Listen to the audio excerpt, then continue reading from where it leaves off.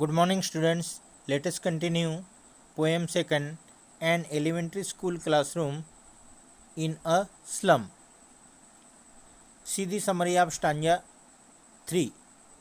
Stanza third.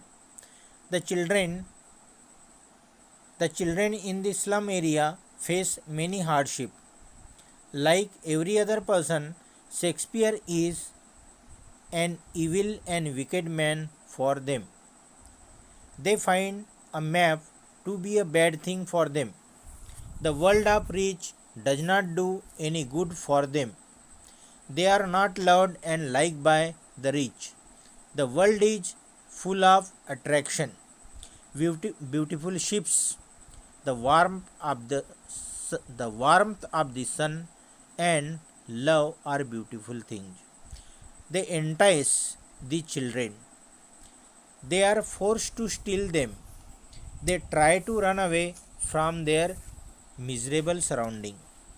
They live in their narrow, crowded lanes. Their future is full of darkness. There is no end to this kind of life. It starts from the fog of uncertainty and ends with their death. These small children wander aimlessly on the heap of waste. Their bones are clearly visible, peeping out of their skins. Their spectacles are made of steel. They look like pieces of broken bottles on stones.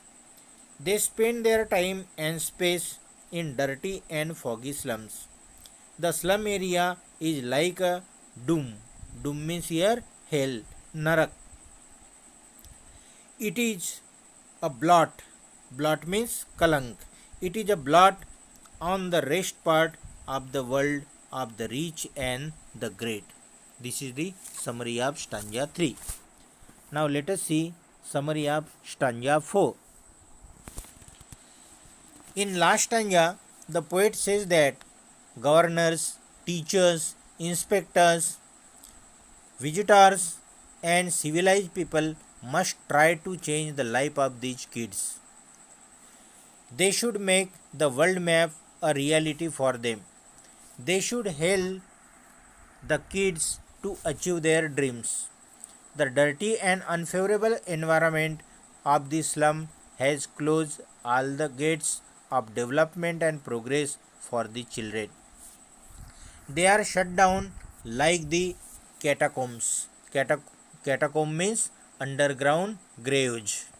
दफनाए हुए graves in graveyard. All the odds and obstacles should be broken. They must be allowed to breathe in the open. Governors and the other people should allow them to come out of their narrow lanes and dirty slums. The poet wants these kids to enjoy the sands and the beauty of nature. Thus, their desire to gain knowledge will expand.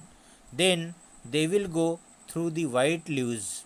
White leaves means here books. Then they will go through the books, and green leaves means trees, nature. Let the pages of wisdom and knowledge be opened for them. Their tongues should run freely without any fear. The people who have the warmth and strength of the sun can create history. Everyone should try to provide favorable environment for the children. As a result, they will be able to build their bright future. Thank you, students. Here it's end of this poem second, an elementary school classroom in a slum. Thank you once again.